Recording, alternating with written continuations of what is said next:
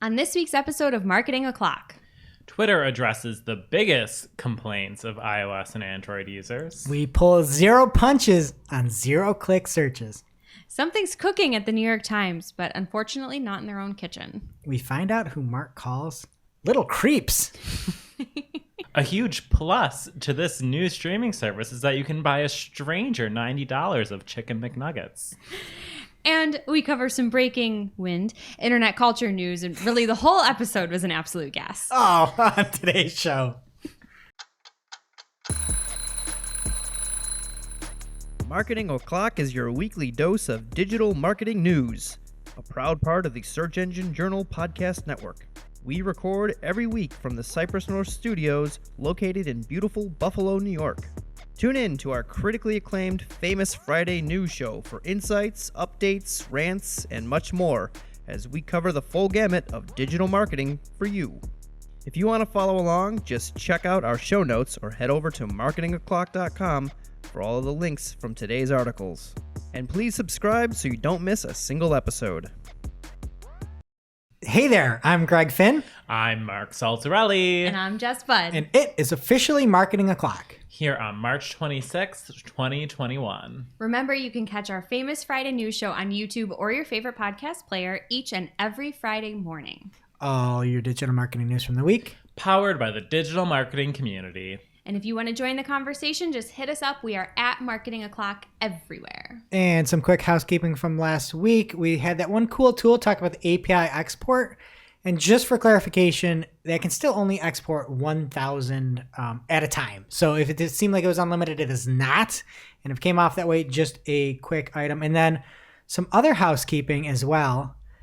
Apologies for that profanity-ridden outburst by Caleb. and we kid. Caleb didn't say anything bad, but we bleeped it because we're editing it. And Caleb, you're given like all the spoilers for WandaVision, and then you're like, major spoilers. I don't mean to spoil it. No, I know. I said I wasn't going to spoil it and immediately gave like the final premise of the show away. So Wow. So that was really it.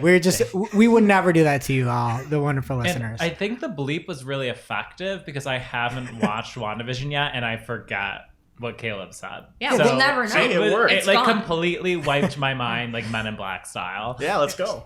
Yeah, and they probably got more watchers now to know what happened underneath all those bleeps. So that's actually what it was too. So This is actually a viral ad campaign for WandaVision. Brilliant. all right, what's been up this past week, y'all?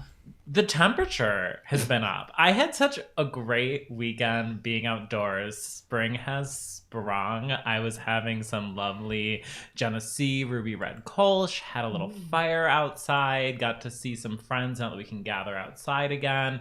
And I spent all day Sunday playing with my neighbor's new dog, the cuteness Marie. She is a special little angel who loves to bite. It was lovely. Is that her name, the Cuteness Marie? So her name is the Cuteness. It's after the dog from the hit movie Master of Disguise.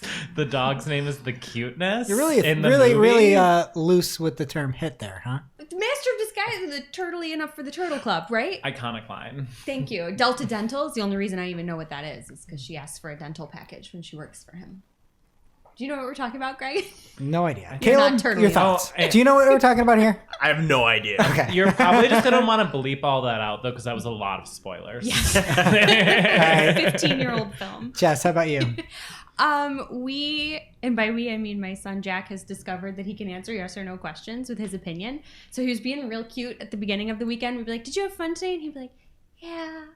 But then now it turned into this morning. I'm like, okay, let's put on your pants. No! So it's like the kid's got opinions. He doesn't want to wear pants. I know it's warm out, but I remember the days where I could just like put pants on him and he had no opinion. And things are changing rapidly. I like him and I like his answers, and I think we need to get him on trivia here. He'd be a perfect fit. Well, yeah, and I think maybe he's saying no because you haven't gotten him some stylish convertible pants. You're right. That's on me.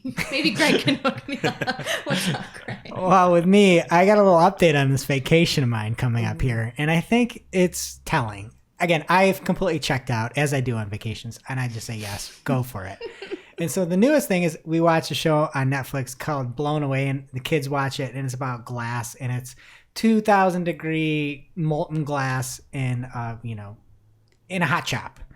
And so my wife signed us up for glass blowing class with 6-year-olds. So I'm like, all right, just whatever, just get 2 so that I can keep them away from the fire. And I found out, she's like, oh, I got 4. So they're going to be doing their own blown glass. So After attending a NASCAR race. no, this is but it's a RIP to my kids, but it'll be a fun update coming soon here. All right, and released just yesterday is a new episode of the Agency Scoop. It's our podcast by Cypress North, our agency here, featuring the one and only Jill Fetcher. And this week, she's got a special guest from HubSpot. Pat Donovan from HubSpot joins Jill to talk about CRMs, HubSpot, and some of the different agency partnerships that are out there. It's a fantastic listen. All right, and on to this week's main news. Oh, boy. We've got a doozy of a first topic here. And I don't know if you all saw this, but when I saw it, my heart just sank. It was some data from SparkToro. And Rand Fishkin put out a post called, in 2020, 2/3 of Google searches ended without a click. And I'm going to go into a little bit of what this said. He said, in August of 2019, I published research from a now defunct clickstream data provider, JumpShot, showing that 50.33 of all Google searches, and this percentage, ended without a click to any web property for the results. Today, thanks to new data from SimilarWeb, I've got substantive update to that analysis. From January to December 2020, 64.82% of searches on Google, desktop and mobile combined, ended in the search results without clicking to another web property. That number is likely undercounting some mobile and nearly all voice searches, and thus it's probable that more than 2/3 of all Google searches are what I've been calling zero-click searches. And a zero-click search doesn't, according to Rand, doesn't mean zero-click. So let me just get everything here so I'm correct on this. But he says, some folks have pointed out that zero-click is slightly misleading terminology as a search ending with a click within the Google SERP itself. For example, clicking on an animal sound, clicking onto different links, clicking on anything that gives you to different results or gets you more information would be called a zero-click result if you don't go off to a different web property. Does that make sense? Yeah, so anything that keeps you in the SERPs, even if you click. Correct. So that's all zero-click under this. And then, again, he took the liberty to say it's 2/3 when it was about 64%. So this all seems fine, but the fact that he compared it to previous data from a completely different provider, and then you just, when you're looking at something from a factual standpoint and you read this part and you hear this part, and I'll go through it here quick because he said, a comparison warning. This data isn't apples to apples with what I published in 2019. That's because SimilarWeb's panel of clickstream data is different than JumpShot's. For one, the data here is worldwide versus my prior analysis on JumpShot's US-only panel. And SimilarWeb is combining both mobile and desktop devices, including Apple iOS devices, which JumpShot didn't have coverage for. And here's the part that I took umbrage with. Nonetheless, it seems probable that if the previous panel were still available, it would show a similar trend of increasing click cannibalization by Google. How would you know that? Yeah, why? Yeah, it sounds like there was like an idea that they wanted to get to and then worked backwards from there rather than starting with the data. It's like, I'm just going to prove my point. How could anybody read past this sentence? Well, seems probable. Like it that seems right there is your out. probable You can like, say that anything. if the panel was available, Yeah. it would show a similar trend. And I see that and I'm out. I understand everything is in there. I'm out. Oh, you lost me way before there. Oh. And I lost myself. Apples to apples? Like, if we're not comparing apples to apples, we shouldn't be comparing this if we're trying to make conclusions based off of it. Yes. And then to the point about you're trying to make this fit a narrative, there is only a narrative with this article. And Rand is Rand. Love him or hate him. There's a complete narrative with this that it's evil, right? These non-click searches. The truth of the matter is Google is so much more different than anything else. Do you think like anybody typing in a stock ticker symbol is like looking to go to a website? Yeah. Nobody is. Or a definition.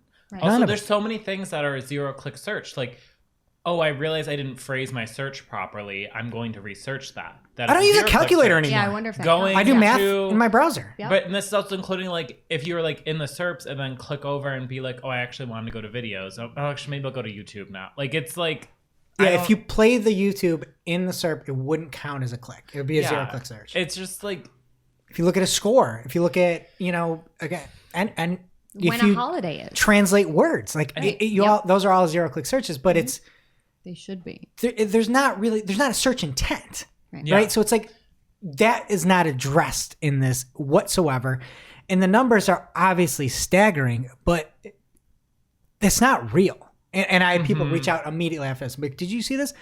I'm like, oh my god, I did. I'm sorry. I'm sorry. I'm sorry for everybody. But the data goes to show that on desktop, the 0-click searches were 46.48%. The organic click-through rate was 50.75%, and then paid was 2.78.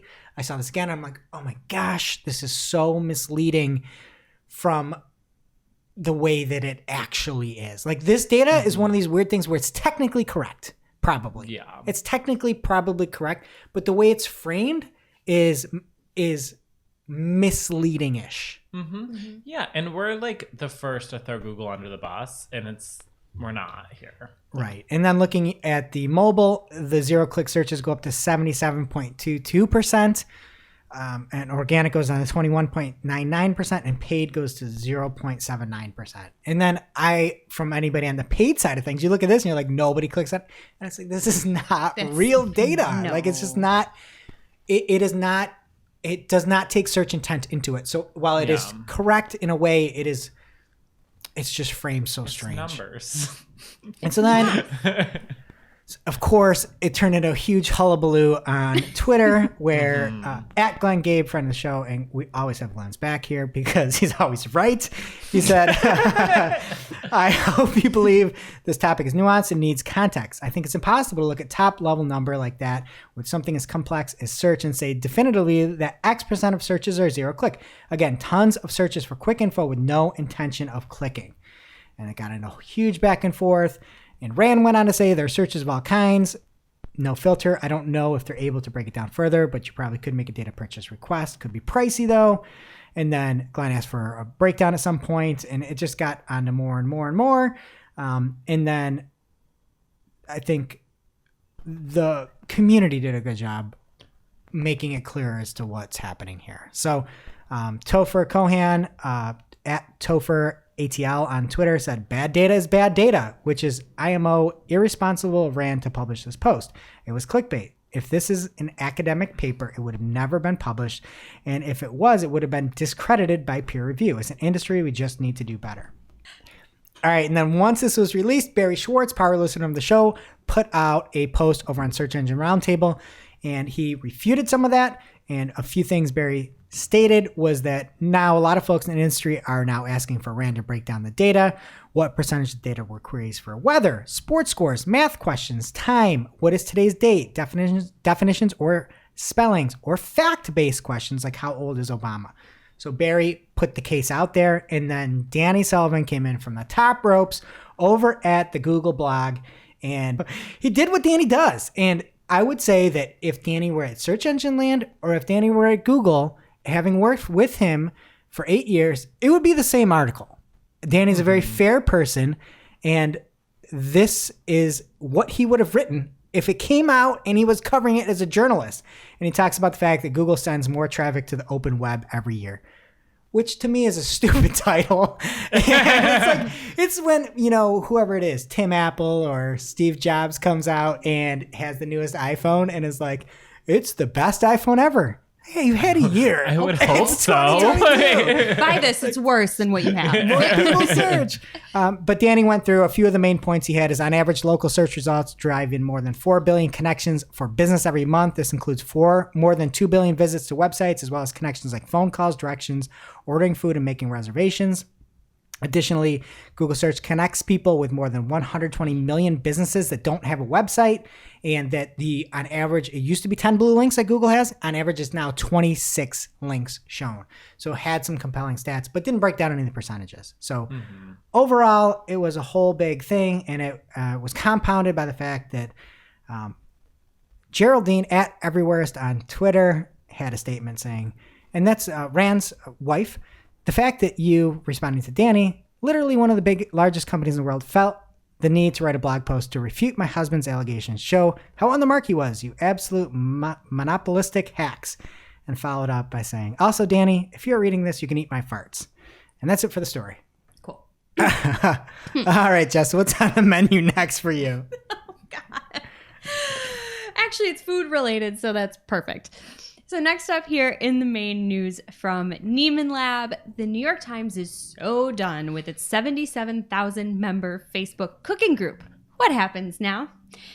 That's the headline. And I just have to start by actually reading from the article because Laura Hazard Owen, at Laura Hazard Owen, who wrote this on Twitter, she has a bit of a sense of humor and I love it. So the article starts with, in quotes, I blame people who fight over brands of mayonnaise. End quote. Oh, no. There are more. That puts a picture in my head. Yeah, there are more quotes there. There's a bunch of random quotes.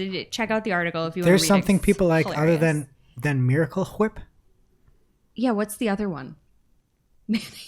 Mayonnaise brand mayonnaise? I don't know, you can actually. Have Kraft brand mayonnaise or Kraft brand Miracle Whip? Yeah, Miracle Whip is Kraft, right? Miracle Whip is from Kraft? Whip? I don't know. But it's not mayonnaise, right? That's what... We should join this Facebook group because this is how on topic apparently they are. And that's the whole problem, which we will get to. So Laura goes on to say, members are speculating, why would the New York Times want to abandon its 77,000 member cooking Facebook group? The one whose demise I surely ensured by reporting upon its launch 2 years ago that it was a happy corner of the internet. A place where, as one Time social media editor put it at the time, everyone's so nice to each other and so encouraging. It feels like one long episode of the Great British Baking Show, 24 hours a day. A lot can change in 2 years.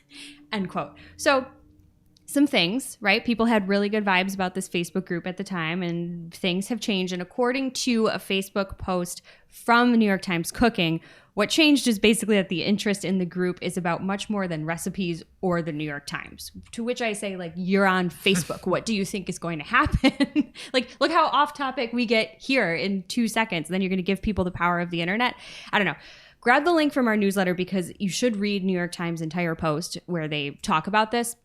And they did decline to comment on it further, saying that the post should just stand by itself. So do read it. But one other thing that they said was that they were looking for volunteers to take over moderating this thing, which I think is really cute. And if New York Times doesn't want that job, I don't know who else does.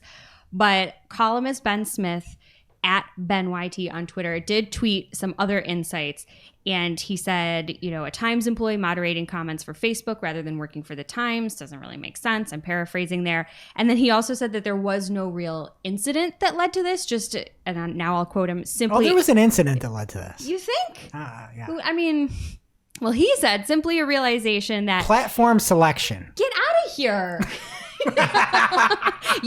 Okay. So you know what? Never mind. We need to go into this because that's where I was going to go, is that loyal listeners know that Greg Finn has a very strong opinion on exactly this subject. So before we talk about everyone posting pictures of dogs next to their souffle, which was what Ben said, that this great realization was, like, we've talked about this. You're not driving traffic to New York Times, you're driving traffic to Facebook or staying on Facebook. Certainly nobody's checking out your recipes, especially somebody like a newspaper who's maybe got paywalled content. So I heard discuss. that 2/3 of Facebook posts, the clicks don't leave the SERPs. Mark, do not take us back. But that doesn't make any sense. We need to cut that because it's not a SERP. I don't know. Greg, you can rant about this if you want, but you always say, Facebook? why would you build on someone else's real estate? I wrote a post on Cypress North, February 28, 2017, why you shouldn't use Facebook groups to build a community. And in the post itself, it said its limitations and lack of scalability. You can't expand offering. This is from me, so I'm reading me here. You can't expand offerings, build new features, and fully support your audience's needs with groups. You get what Zuck gives. Traditional forums can be scalable to include anything from signatures to leaderboards, badges to offers, even API calls for expansion and integration, etc. You have the ability to tweak your offerings and messaging to what the community demands, not with Facebook. Why on earth would you, the New York Times, use a Facebook group? And you know what? They didn't read your article, because if this is only 2 years old and you wrote that in 2017, they need to get with the times. The only positive of a Facebook group is how easy the audience is to get there. If you've got a school message board, great. If you're the New York Times, you made a huge error. And I tried to warn you, and I'm sorry. Mm-hmm. Yeah, they're just for fun little meme sharing, in my opinion. But I did hear a rumor that they're going to start a new New York Times is starting a Clubhouse chat to talk about mayonnaise in place of this. And from the article, I also said a good example of owning your community is Bigger Pockets. They have a customized forum that has a plethora of categories, threads, notifications, and systems that serve their community beautifully. They aren't hamstrung by technologies. If they want a feature, they add it on. The experience that members have couldn't be more different than Facebook. It's poignant. You are wise beyond your years, Greg. I don't know what the Times was thinking. Facebook groups sound like something that Shep loves to talk about with Taylor Swift. It's for people. It doesn't make sense for businesses, especially somebody like the New York Times that has their own money to build their own stuff. They're behind the times. You stole my joke, are you, Mark? Well, to keep it on the topic of food, I'm going to feed a fed horse, as PETA would say. Do they say that? Mm-hmm. It's the appropriate replacement for beat a dead horse. That's animal friendly. I like that. I don't know if I do, but I just It's a little said it. faux gras to me. Okay, that's where my mind went, but I didn't want to say it. Yeah, they're really not better replacements. But that's another story. You pet a fed horse. Yeah. Give it a bath. Give it a horse bath. Or pet a pet horse. Give a horse bath to a fed horse that rolls And off I don't the even tongue. know why I'm talking about horses when this story is about birds. From Matt Southern on Search Engine Journal, at Matt G. Southern on Twitter, this article had a take. And he said, and I quote, "Twitter is working on ways to address several of the most widespread complaints from users." End quote. What are the complaints being addressed? Is it editing tweets? Can't be. It's not widespread That's the fed enough. horse. How images are being cropped and the extent to which photos and videos are being compressed upon upload. Those are the biggest complaints.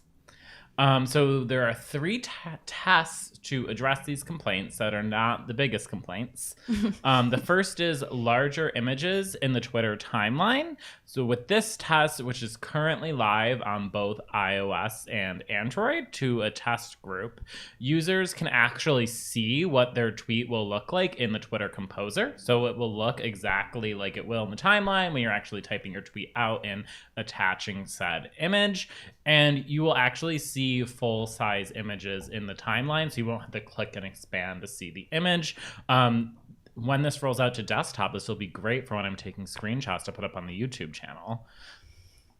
The next test is higher resolution photo upload. This one is also on iOS and Android to a select group, and tweeters will now be able to upload photos up to 4K resolution rather than the current 5 megabyte limit. And if you're part of this test, you can head over to your settings in the data usage section and turn this on. The last test is YouTube videos in the Twitter timeline. Currently, video is only 720p, and you can't actually play YouTube videos in the timeline, which is something I forget every time before I tweet a YouTube link. I'm like, oh, this will be fun to share out, and then it's just a link, and I'm like, oh. Cool.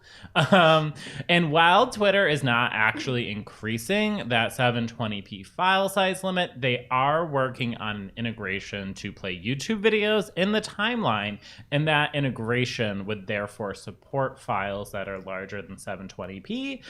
This test is a little bit different, where they're not rolling it out to Android users. It's only to a group of iOS users. So great for all you video and photo people out there sharing multimedia on Twitter.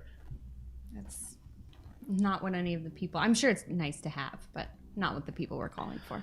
Yeah, it's definitely an improvement to the platform. Sure. I don't know if it's the biggest complaint. I mean, if this is your biggest complaint, like, let us know at call.marketingoclock.com.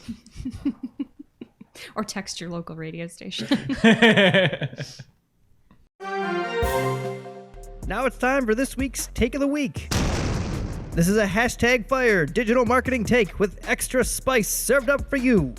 We simply deliver the take for your consumption. We give no opinions. We don't influence. You make the call. This week's Take of the Week comes from the Queen of Spice herself, Pamela Lund, at Pamela_Lund on Twitter. And she says, quote, I'm your account manager here at Google. I have a few important observations for this account that needs to be cascaded to you. Could you please let me know with your feasible time to call you? As a word for word. And then here comes Pamela, and that's end quote. Nope. #BBC chat. Somebody found a thesaurus. Yeah. Cascaded is lovely. I almost fell for it. It's like me writing plethora on that last blog post of mine. I wasn't sure if you did that on You purpose. love those Shift hard F7, baby. H's.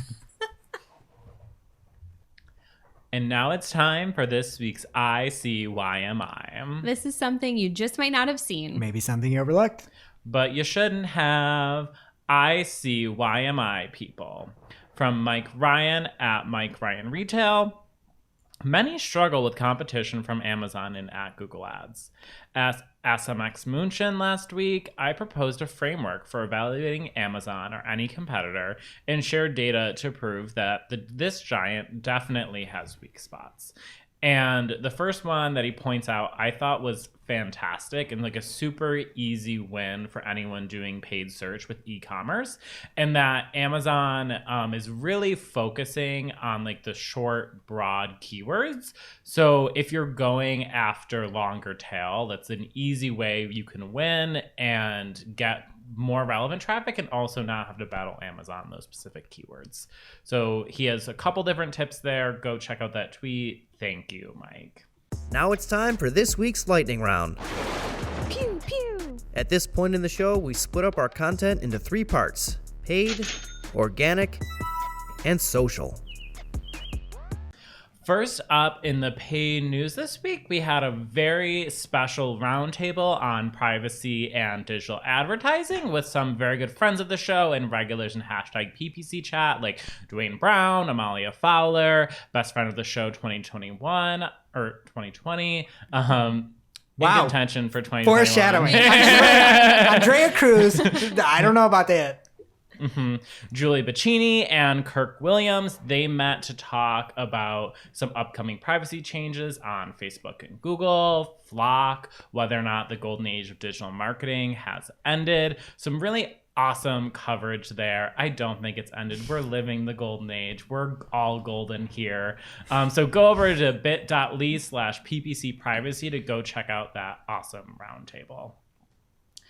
And speaking of privacy, by way of Carolyn Leiden at Search Engine Land, Flock's actually like running into some issues. Like I was thinking that this was going great. I was actually really impressed with what Google has been doing and like how they've been flying in with Flock. But the GDPR just swooped in like a flock of seagulls and dropped a bomb on Flock. And by bomb, I don't mean an actual bomb. So A glitter bomb. Bird poop. Oh. Yes, Just thank make you, the Jess. joke. You're welcome. Google will actually not be able to test Flock in Europe in Q2 because, and I quote, processing personal data to generate the cohort assignment without the proper consent could also be a violation, end quote. So Google still has some work to do before they can test Flock in Europe. It's not as privacy-centric as we might have thought just because of some consent issues. So hope all of their eggs aren't in one basket. And rounding out the paid news this week, in the wake of Google's annual ad safety report we covered last week from Barry Schwartz at Rusty Burke on Twitter, Microsoft Bing removed 1.6 billion ads and suspended 300,000 advertisers and removed 270,000 sites. And it was in 5 different areas. And this was in 2020, coping with the pandemic, political advertising, third-party government services, tech support scams and phishing attacks, and advertiser safety. The other really interesting thing that Barry pointed out was that out of 50,000 complaints on Microsoft, 65% of those were reported were actual violations of Microsoft advertising, and the majority of them being trademark violations. So a lot of complainers over on Bing, but apparently the complaints were, for the most part, pretty valid. And those 65% weren't that's like wrong. 2/3. They're not wrong. You can use a lot of trademark stuff on Microsoft advertising. Intent. Oh, I always, yeah. We don't need to get into it, but yeah, you can get away with a lot on Microsoft ads. All right, that does it for paid. Let's fly over to Greg for organic. All right, first up in organic this week, we've got a new feature in Data Studio, Report Publishing. So now you can work on a draft while users see, or the viewer can still see the published report, which is awesome because currently, like when you make a change and if somebody's got that Data Studio report, you see what they're working on. Mm-hmm. Now you can have a draft version and push it live. Love that feature. I think that's huge. Next up, over from Barry Schwartz on Search Engine Roundtable, a new ranking potential update in algorithm tremors. And of course, I got so excited because I hopped on over. This was March 19th. I got myself some charts. I'd say the charts were less charty than last week, but still a good number of charts there. And he had charts from SEMrush. Oh, sorry. He had charts from... Oh, no. SEMrush is the wrong way to say it. SEMrush and Cognitive SEO, SERP Metrics, Mozcast. What was your favorite chart here? Can I go first? Sure. Yeah. Okay. Because I don't want Mark to steal off the mine. table if you pick it. Perfect. That's why I want to go first. SERP metrics. Why do you? I knew you were gonna. Because I like everything else is like, here's a bar, here's a bar, here's a bar. We have some different colors, and this one is just like, hello everyone, look at my trends. It's lovely. Well, I loved it because it was like a serpent. Yeah, it's green, like it's a serpentine. We love that. Mark, your favorite chart? Pick Can a I just say my different one. least favorite now? Nope, just your favorite. I guess I'll go with SEMrush. It's easy to understand. They actually using the color coding in a very helpful way, unlike Cognitive SEO, which just looks like candy. That's my favorite, Cognitive SEO, because the 19th looked like about 20 other dates as well. That's why I liked it. It was funny. So check it out if you want to see. And feel free to put an annotation in your Google Analytics for the 19th with a little tremor there. All right. And next up from BFF of the Show 2019, Glenn Gabe at Glenn Gabe on Twitter. We always got your back.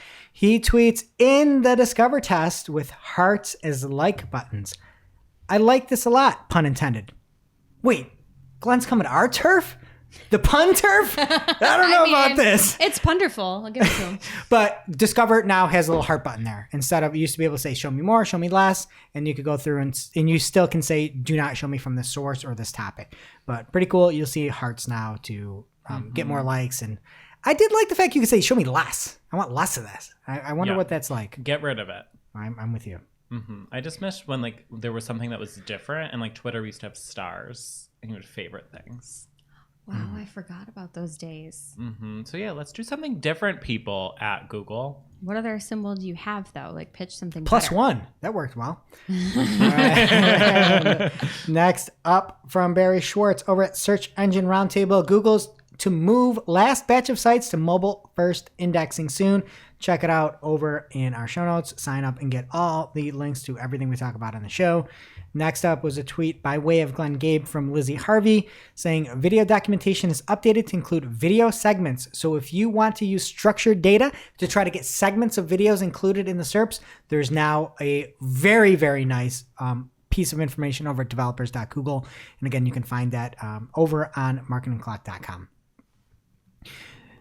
From Matt Southern at Search Engine Journal, there's a new YouTube Shorts report, and you can see what's inside. And Matt goes on to say, YouTube begins its first ever Shorts report with a mandate.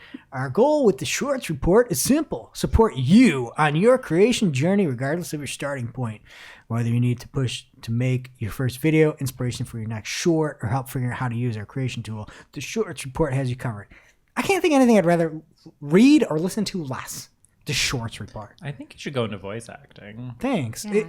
But it's like the web creators, Twitter seem like the nicest people in the world.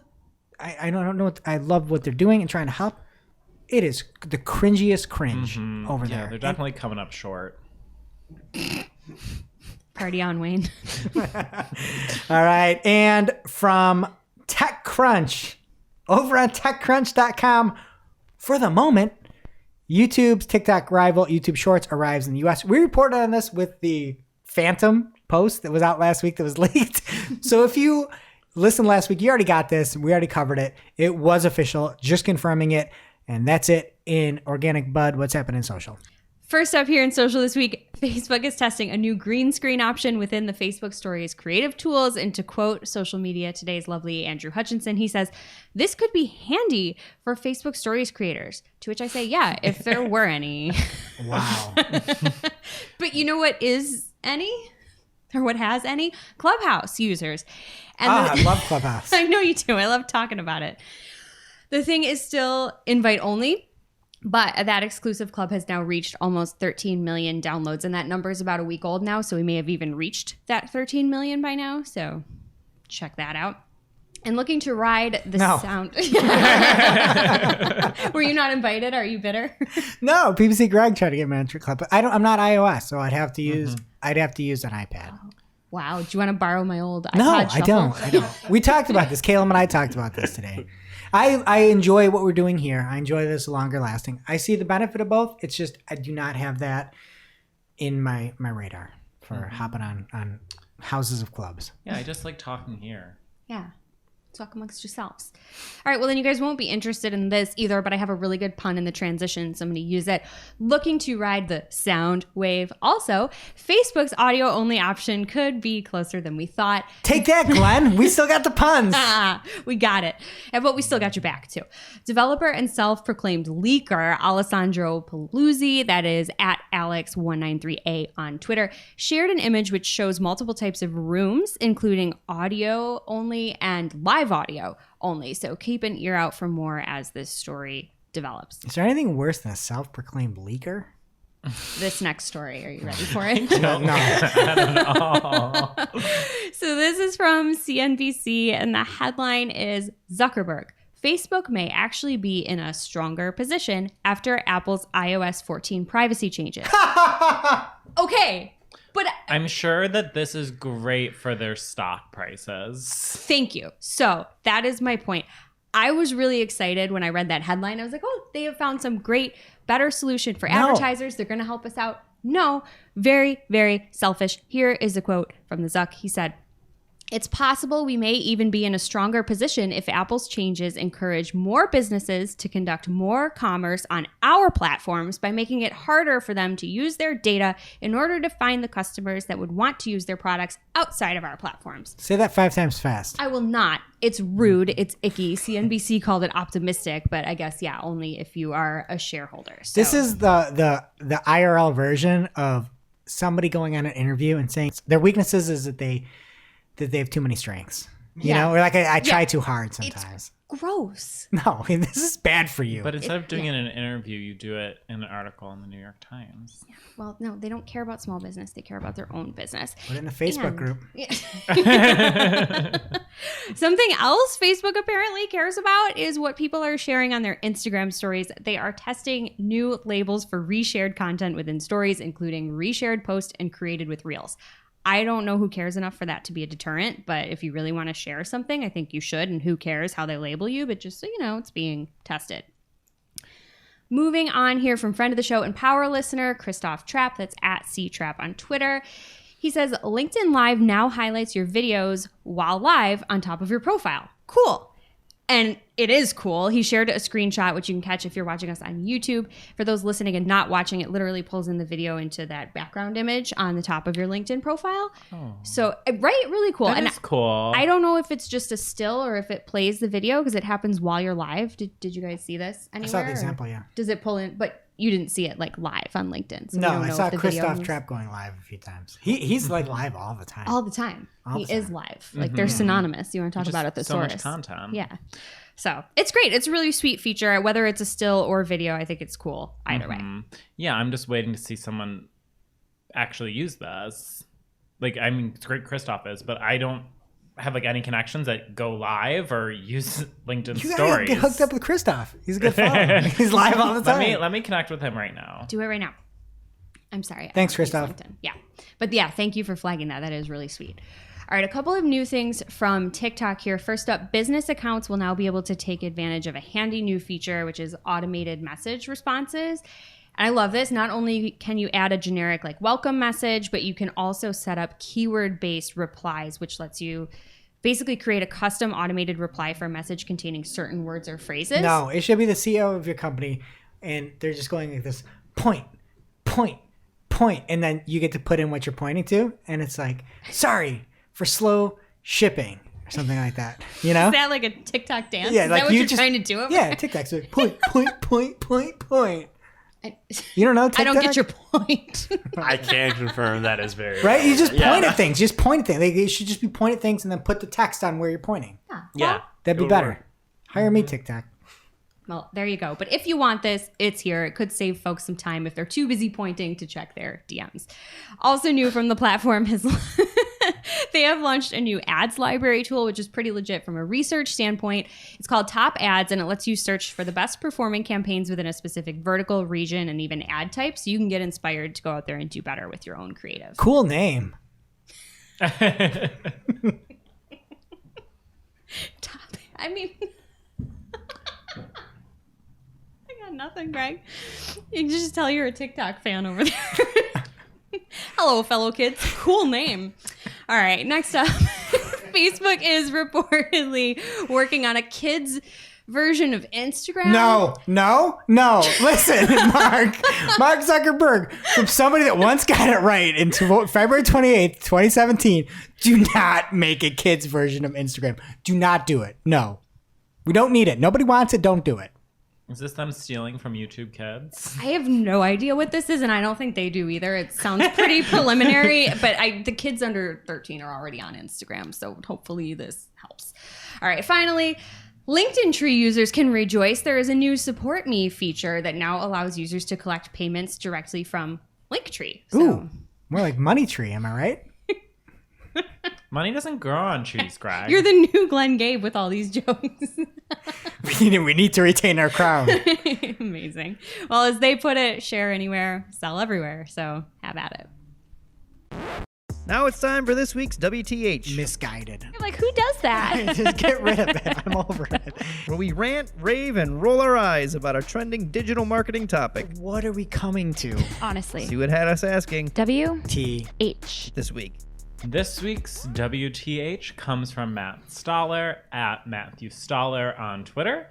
And normally we say we read all the news so you don't have to. Matthew read everything there is on Google antitrust and monopoly and put together this 30-tweet thread so we don't have to read all of this. And thank you, because this was thoroughly entertaining and also very worrisome.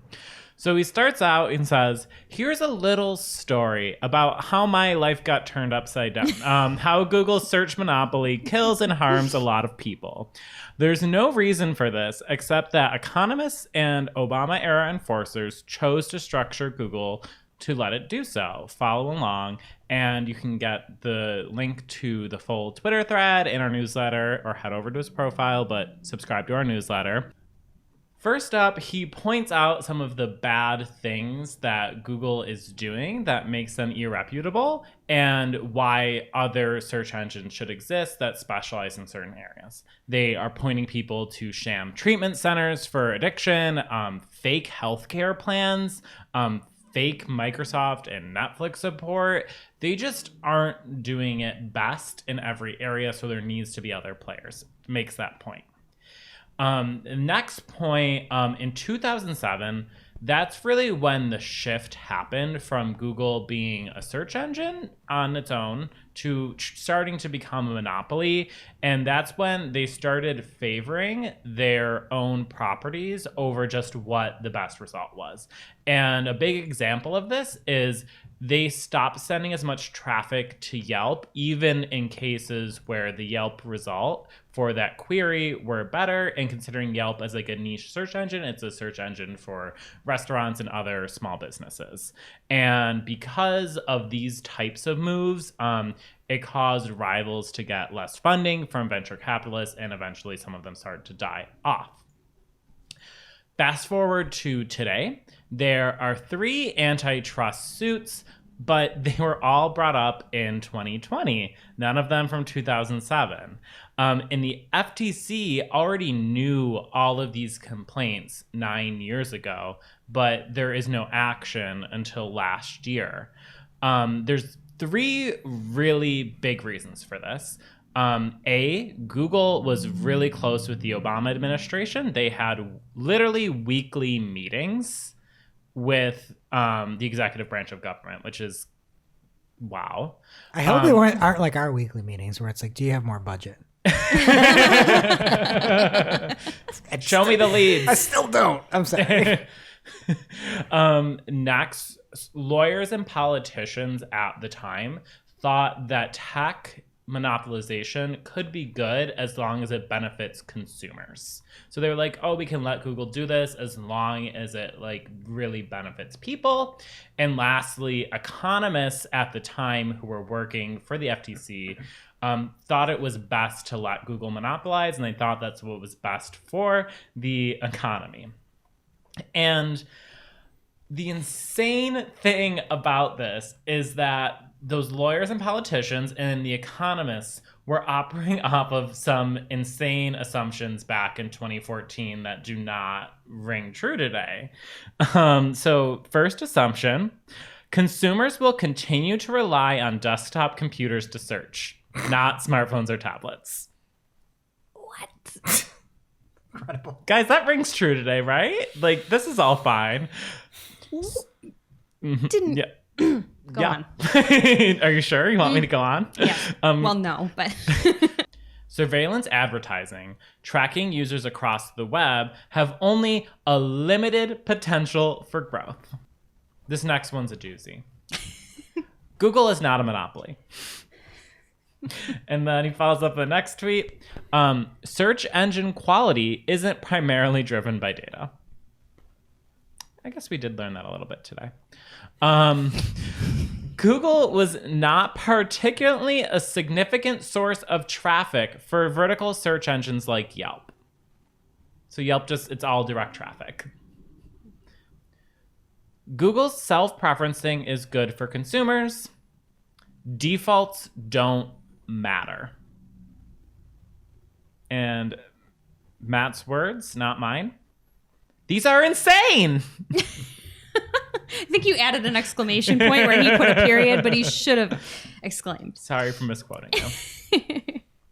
And the reason why this is all coming up now is that Biden is this is his most notable shift from Obama in terms of policy. And the quote, Matt, in contrast to Obama, Biden personally seems to dislike economic technocrats, so the people who let this happen in the first place. In the Senate, he called law and economics presumptuous and elitist and Harvardese. That offends me.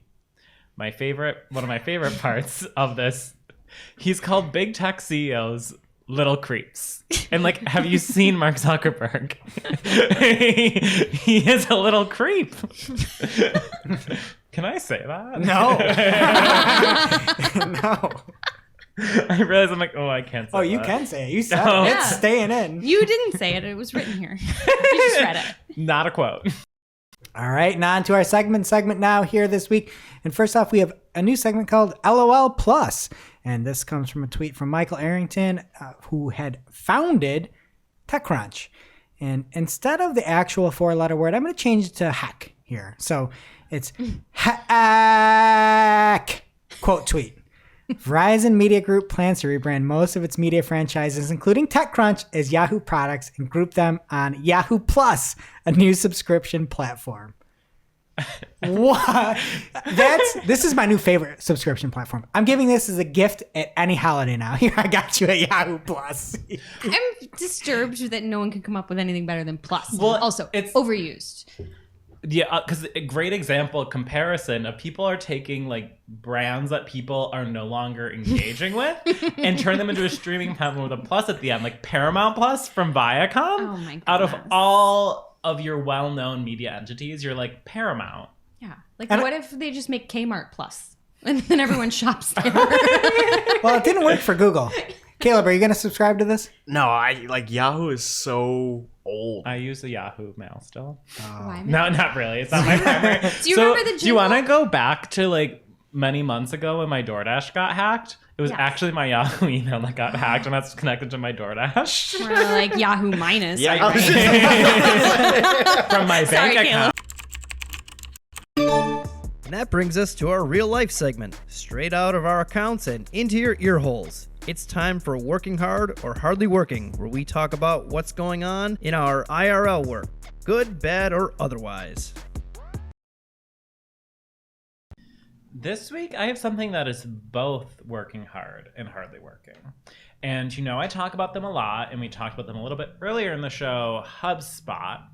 And I've been experiencing a lot with my clients that HubSpot workflows are delayed up to 40 minutes.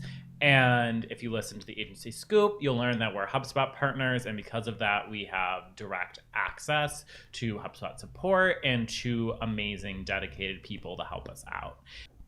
I talked to one of those lovely people that we work with, and she said that basically the delay in the workflows is due to them, a process where they're improving the HubSpot workflows so they are operating on the same servers as the rest of the platform, and it will eventually lead them to improve the tools within workflows, and that those delays should be over with, and there's more probably good news to come eventually. Just call me the leaker. Self-proclaimed. Jess, what's going on with you? Mine is just a quickie for anyone that uses Slack. Because I think it's been around, but I discovered it for the first time this week. We have channels and that go on, way back in history because we have projects that take a long time. And I have discovered that if you go to channel details and hit more, there is a jump to date feature there in Slack. And you can just pick a date on the calendar, make your best guess, and it will take you back to the closest message to that date. And I have found it infinitely helpful versus just scrolling and looking for stuff. So if you use Slack and you didn't know about that, like me, check it out. It's helpful. What about you, Greg? And for me, if you use Shopify, there's a landing page tool that is an app that you can add on to Shopify that is not bad. I don't think it's on the level of Unbounce. I think we're big Unbounce fans here, but it is called Shogun, and you can just add that right in. And it does make pretty nice options, and it really builds off of the Shopify feature. So it's probably worth a test, see if it's for you. A few limitations, but not bad. So you may want to check that out if you're on Shopify. And now for this week's Cool Tool. As a reminder, our Cool Tool segment is not an official endorsement or paid mention. We're simply sharing something we found in our travels that may be of use to our listeners and is really, really cool. This week's Cool Tool is Keyword.It, the Reddit keyword research tool from Higher Visibility. With Keyword.It, you simply enter the name of a subreddit or just start to type one and it will suggest some to you. And the tool will then extract keywords from it, spitting out not only the terms, but also their monthly search volume and a context link, which is really handy. It takes you to the Google site search results for that keyword within the subreddit, just in case you need to make sure that the conversation really aligns with your goals and what you're trying to do here. So it's a great tool to add to your keyword research tool belt, and it's completely free to use. So you can grab the link from our newsletter and check it out. Now it's time for our must-read marketing article of the week. An article so advanced, so in-depth, so detailed that we simply cannot cover it in its entirety on today's show. And this week's must-read marketing article of the week comes from G Squared Interactive and Glenn Gabe, 2019 BFF of the show. And he has a post called Filters and Pills in the Google SERPs. How the addition of filters, tabs, and dynamic organization in the search results can impact visibility and clicks. And here you get a lot of facts. And he starts off really well to let people understand what's coming. And he says, I'll cover what the addition of filters and pills in the search results means for your business. During my research, I've seen them show up more and more frequently for certain types of queries. For example, I've seen them show up for how-to queries and for queries that affiliate marketers might be targeting, like a search for best product category or even just the product category in general. Filters and pills don't impact all sites and queries, but in my opinion, they're important for all site owners to at least be aware of. So he covers new queries and how it means new opportunities, what dynamic organization and pills look like. If you get just the pills, what it looks like and is an expansion of dynamic organization, and then gap analysis, what you can do if filters or pills are present for your important queries. And these are the things that any SEO that is high level enterprise should definitely check out. So thank you, Glenn. All right, that does it for today's show. It is now officially not Marketing O'Clock. Remember, you can catch everything from the show by signing up for our newsletter over on marketingoclock.com. While you're there, please be sure to subscribe on your fave podcast player so you don't miss a single episode. And we will see you next week. Thanks for listening to Marketing O'Clock, part of the Search Engine Journal Podcast Network. If you're looking for more information on today's topics, head over to marketingoclock.com for links to all the articles that we covered. And please be sure to subscribe so that you don't miss a single episode.